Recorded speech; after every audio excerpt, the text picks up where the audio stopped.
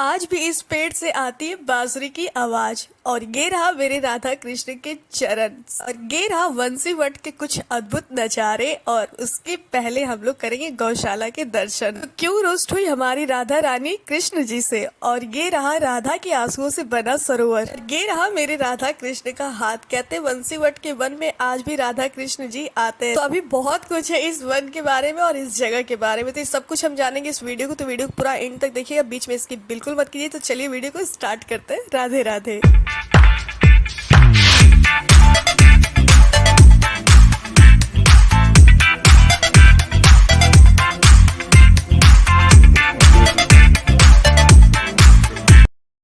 Hello friends, Radhe Radhe. तो कैसे हैं आप सब? उम्मीद करते हैं आप लोग बहुत अच्छे होंगे और आप लोग के आशीर्वाद से मैं भी बहुत अच्छी हूँ। तो आज हम आपको ले जाने वाले एक और ऐसी जगह जहाँ पे हमारे कान्हा के होने का प्रमाण आपको दिख जाएगा। तो वृंदावन से कुछ दूर है वंशी वट। तो ये जगह भी अपने आप में काफी फेमस है और गोकुल में ये एरिया पड़ता है। और चलिए हम आपको आगे दिखाते हैं। तो सबसे पहले यहाँ पे आपको गौशाला दिखेगा। तो गौशाला के बाद बढ़ते हैं आगे तो आपको यहाँ पे दिखेगा श्याम तलैया। कहते हैं इस ताल को भी बंसी से खोदा गया था। और यहाँ पे आने के बाद आपको सामने दिखेगा वंशी वट। सामने आपको दिखेगा वंशी वट का घना जंगल। कहते हैं इन जंगलों में साधु संत लोग रहते हैं, पूजा पाठ करते हैं और उन्हें साक्षात कान्हा के दर्शन होते हैं। और यहाँ पे बहुत सारे जीव जंतु रहते हैं। जाहिर सी बात है, जंगल है तो रहेगा ही। तो चलिए हम भी कुछ दूर चलते हैं, बहुत ज्यादा अंदर नहीं जाएंगे। तो यहाँ पे अब साधु संत का कुटिया दिखने लगा। और ये देखिए ये राधा जी का हाथ है। सबसे पहले ये शिवलिंग है, यहाँ पे पूरा देखिए इसको ढका हुआ है। और ये रहा मेरे राधा कृष्ण का चरण।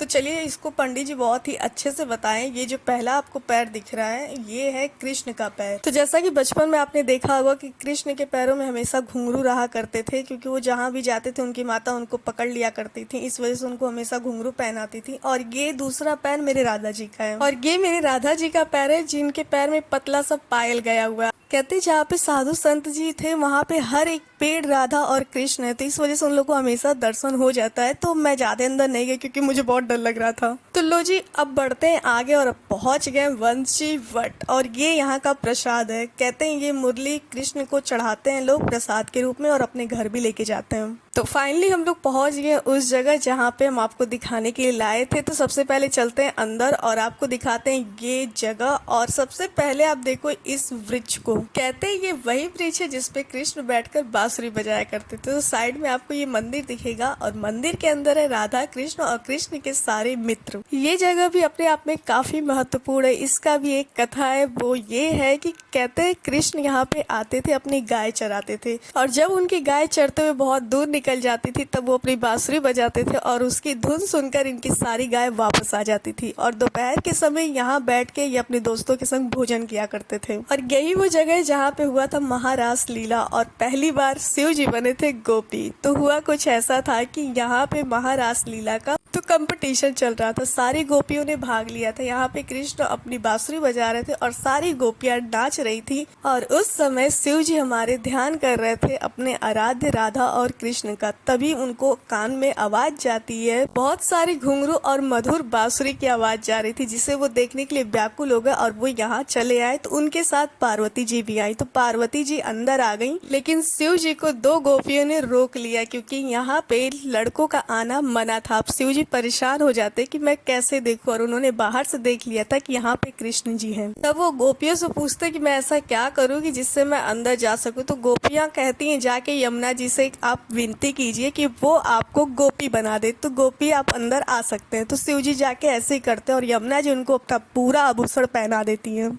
और वो गोपी बन के अंदर आते हैं और कृष्ण जी उन्हें पहचान लेते हैं और देखते ही कहते हैं आइए गोपेश्वर महारानी आइए। उन्हें अपने बगल में बैठाते हैं और साथ में दोनों लोग बैठ के ये पूरा नृत्य देखते हैं। लोगों का मानना है कि तभी से लेके आज तक जब भी इस पेड़ में कोई कान लगा के ध्यान से सुने तो उसे ढोल, घुंघरू और मधुर बंसी की आवाज सुनाई देता है, जिसकी वजह से लोग दूर दूर से आते हैं और इस पेड़ पे कान लगा के सुनते हैं और उन्हें सच में सुनाई देता है। तो मैंने भी किया और मुझे भी सुनाई दिया। तो भाई ये बात सच है। और कहते हैं दोपहर के समय कान्हा अपने सखा के साथ इसी वृक्ष के नीचे बैठ के भोजन किया करते थे। इस वजह से यहाँ पे साधु संतों को भोजन कराना अक्षय फल माना जाता है। और इस वृक्ष के नीचे बैठकर जप और तप करने से कृष्ण के दर्शन प्राप्त होते हैं। इस वृक्ष के पत्ते तोड़ना मना है, क्योंकि यहाँ पे सारे वृक्षों के पत्ते पवित्र माना जाता है। कहते हैं इस वृक्ष के नीचे बैठकर गोपाल सहस्त्र नामक पाठ करेंगे तो आपके सारे पाप धुल जाते हैं। तो लो जी, यहाँ पे मेरे दर्शन पूरे हो गए। तो मंदिर से निकलते वक्त मैंने यहाँ पे अपनी कान्हा के लिए थोड़ी सी शॉपिंग कर ली और अब चलते हैं यहाँ से। और कुछ दूर जाने पे तो हम पहुंच जाते एक और पवित्र स्थल मानसरोवर। कहते हैं ये सरोवर राधा जी के आंसुओं से बना हुआ है।